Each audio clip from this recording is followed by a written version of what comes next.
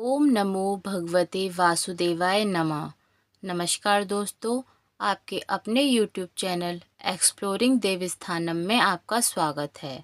आज हम जल झुलनी एकादशी की व्रत कथा के बारे में बताने जा रहे हैं। हिंदू धर्म ग्रंथों के अनुसार भाद्रपद मास के शुक्ल पक्ष की एकादशी को जल झूलनी एकादशी कहते हैं। इसे परिवर्तनी एकादशी, पद्मा एकादशी, वामन एकादशी एवं डोल ग्यारस आदि नामों से भी जाना जाता है। इस दिन भगवान वामन की पूजा की जाती है। कुछ स्थानों पर ये दिन भगवान श्री कृष्ण की सूरज पूजा यानी जन्म के होने के बाद होने वाला मांगलिक कार्यक्रम के रूप में मनाया जाता है। शिशु के जन्म के बाद जलवा पूजन, सूरज पूजन या कुआं पूजन का विधान है। उसी के बाद अन्य संस्कारों की शुरुआत होती है।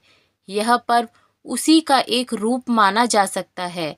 शाम के वक्त भगवान श्री कृष्ण की प्रतिमा को झांकी के रूप में मंदिर के नज़दीक किसी पवित्र जल स्रोत पर ले जाया जाता है और वहां उन्हें स्नान कराते हैं एवं वस्त्र धोते हैं और फिर वापस आकर उनकी पूजा की जाती है। इस दिन व्रत किया जाता है। कई जगह भगवान की इस झांकी को देखने के बाद व्रत खोलने की परंपरा है। झांकी में भगवान को पालिनी यानी डोली में ले जाया जाता है, इसलिए इसे डोल एकादशी भी कहते हैं। एक मान्यता यह भी है कि भगवान विष्णु इस दिन करवट बदलते हैं। इस बदलाव के कारण इसे परिवर्तनी एकादशी भी कहते हैं। देखा जाए तो यह मौसम में बदलाव का भी सूचक होता है।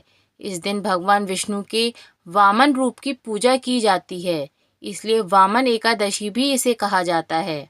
आइए जानते हैं जल झूलनी एकादशी की व्रत कथा। सूर्य वंश में मानधाता नामक चक्रवर्ती राजा हुए। उनके राज्य में सुख संपदा की कोई कमी नहीं थी। प्रजा सुख से जीवन व्यतीत कर रही थी, परंतु एक समय उनके राज्य में 3 वर्षों तक वर्षा नहीं हुई। प्रजा दुख से व्याकुल थी। तब महाराज भगवान नारायण की शरण में जाते हैं और उनसे अपनी प्रजा के दुख को दूर करने की प्रार्थना करते हैं। राजा भादों के शुक्ल पक्ष की एकादशी का व्रत करता है। इस प्रकार व्रत के प्रभाव स्वरूप राज्य में वर्षा होने लगती है और सभी के कष्ट दूर हो जाते हैं। राज्य में पुनः खुशियों का वातावरण छा जाता है। इस उत्तम व्रत का अनुष्ठान अवश्य करना चाहिए। पद्मा एकादशी के दिन सामर्थ्य अनुसार दान करने से शुभ लाभों की प्राप्ति होती है। जल झूलनी एकादशी के दिन जो व्यक्ति व्रत करता है उसे भूमि दान करने और गौदान करने के पश्चात मिलने वाले पुण्य फलों से अधिक शुभ फलों की प्राप्ति होती है। आइए अब जानते हैं इसकी दूसरी कथा, वामन अवतार की कथा। सतयुग में प्रहलाद के पौत्र दैत्यराज बलि ने स्वर्गलोक पर अधिकार कर लिया। सभी देवता इस विपत्ति से बचने के लिए भगवान विष्णु के पास गए। तब भगवान विष्णु ने कहा कि मैं स्वयं देव माता अदिति के गर्भ से उत्पन्न होकर तुम्हें स्वर्ग का राज्य दिलाऊंगा। कुछ समय पश्चात भगवान विष्णु ने वामन अवतार लिया। एक बार जब बलि महान यज्ञ कर रहा था, तब भगवान वामन बलि की यज्ञशाला में गए और राजा बलि से 3 पग धरती दान में मांगी। राजा बलि के गुरु शुक्राचार्य भगवान की लीला समझ गए और उन्होंने बलि को दान देने से मना कर दिया, लेकिन बलि ने फिर भी भगवान वामन को 3 पग धरती देने का संकल्प ले लिया। भगवान वामन ने विशाल रूप धारण कर एक पग में धरती, दूसरे पग में स्वर्गलोक नाप लिया। जब तीसरा पग रखने के लिए कोई स्थान नहीं बचा तो बलि ने भगवान वामन को अपने सिर पर पग रखने को कहा। बलि के सिर पर पग रखने से वह सुतल लोक पहुंच गया। बलि की दानवीरता देखकर भगवान ने उसे सुतल लोक का स्वामी भी बना दिया। इस तरह भगवान वामन ने देवताओं की सहायता कर उन्हें स्वर्ग पुनः लौटाया। बोलो लक्ष्मीपति भगवान नारायण की जय। आइए अब जानते हैं जल झूलनी एकादशी की व्रत विधि। जल झूलनी एकादशी व्रत का नियम पालन दशमी तिथि की रात से ही शुरू करें व ब्रह्मचर्य का पालन करें।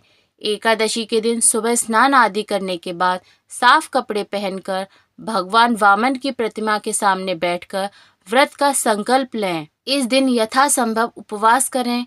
उपवास में अन्न ग्रहण नहीं करें। संभव न हो तो एक समय फलाहारी कर सकते हैं। इसके बाद भगवान वामन की पूजा विधि विधान से करें। यदि आप पूजन करने में असमर्थ हों तो पूजन किसी योग्य ब्राह्मण से भी करवा सकते हैं। भगवान वामन को पंचामृत से स्नान कराएं। स्नान के बाद उनके चरणामृत को व्रती यानी व्रत करने वाला व्यक्ति अपने और परिवार के सभी सदस्यों के अंगों पर छिड़के और उस चरणामृत को पिए।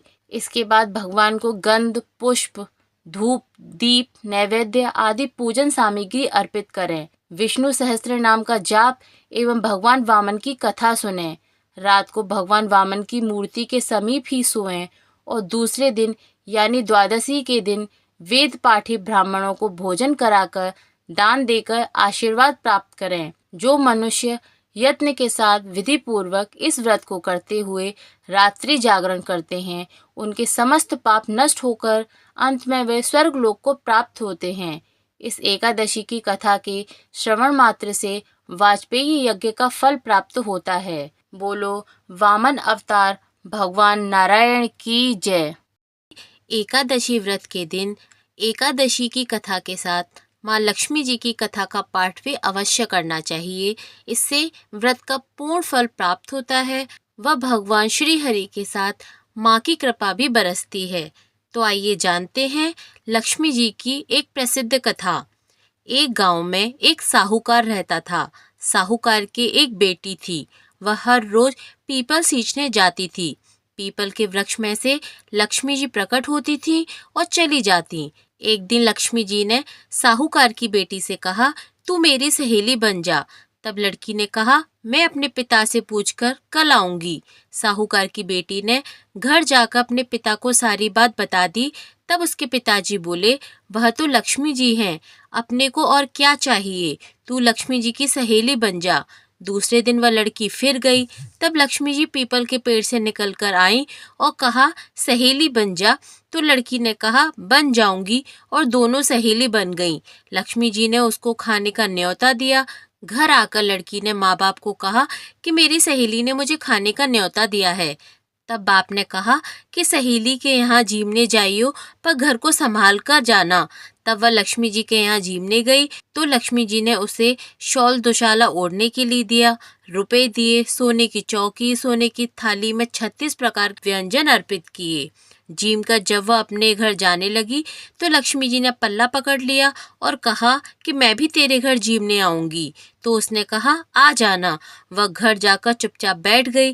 तब बाप ने पूछा कि बेटी सहेली के यहाँ जीम कर आ गई और उदास क्यों बैठी है। तो उसने कहा, पिताजी, मेरे को लक्ष्मी जी ने इतना दिया, अनेक प्रकार के भोजन कराए, परंतु मैं उन्हें कैसे जिमाऊंगी, अपने घर में तो कुछ भी नहीं है।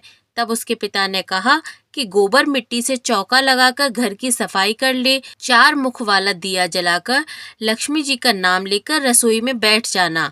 लड़की सफाई करके लड्डू लेकर बैठ गई। उसी समय एक रानी नहा रही थी। उसका नौलखा हार चील उठाकर ले गई और उसके घर नौलखा हार डाल गई और उसका लड्डू ले गई। बाद में वह हार को तोड़कर बाजार में गई और सामान लाने लगी। तो सुनार ने पूछा कि क्या चाहिए। तब उसने कहा कि सोने की चौकी, सोने का थाल, दुशाला चाहिए, मोहरें दें और सामग्री दें, 36 प्रकार का भोजन हो जाए, इतना सामान दें। सारी चीजें लेकर बहुत तैयारी कर और रसोई बनाई। तब गणेश जी ने कहा कि लक्ष्मी जी को बुलाओ। आगे आगे गणेश जी और पीछे पीछे लक्ष्मी जी आईं। उसने फिर चौकी डाल दी और कहा, सहेली चौकी पर बैठ जाओ। जब लक्ष्मी जी ने कहा, सहेली चौकी पर तो राजा रानी के भी नहीं बैठी, किसी के भी नहीं बैठी, तो उसने कहा कि मेरे यहाँ तो बैठना पड़ेगा। फिर लक्ष्मी जी चौकी पर बैठ गई। तब उसने बहुत खातिरदारी की। जैसे लक्ष्मी जी ने की थी वैसे ही उसने भी करने की कोशिश की। लक्ष्मी जी उस पर खुश हो गईं। घर में खूब रुपया एवं लक्ष्मी जी आ गईं। साहूकार की बेटी ने कहा, मैं अभी जा रही हूँ, तुम यहीं बैठी रहना। वह चली गई। लक्ष्मी जी नहीं गई और चौकी पर बैठी रहीं। उसको बहुत सा धन दिया। हे लक्ष्मी माँ, जैसे आपने उस साहूकार की बेटी को दिया वैसे ही सबको देना। कहते सुनते हुंकार भरते अपने सारे परिवार को देना, पीहर में देना, ससुराल में देना, बेटे पोतों को देना। हे लक्ष्मी माता, सबका कष्ट दूर करना, दरिद्रता दूर करना, सबकी मनोकामनाएं पूर्ण करना, सब पर अपना आशीर्वाद बनाए रखना। बोलिए धन की देवी माँ लक्ष्मी जी की जय। इस प्रकार प्रत्येक व्यक्ति को एकादशी के दिन भगवान श्री हरि की कथा के साथ माँ लक्ष्मी जी की कथा का पाठ भी अवश्य करना चाहिए, जिससे भगवान श्री हरि व माँ लक्ष्मी का आशीर्वाद उनके ऊपर सदा बना रहे व उनके सारी संकट दूर होकर अंत में वो मोक्ष को प्राप्त हों। बोलिए भगवान श्री नारायण की जय, माँ लक्ष्मी जी की जय।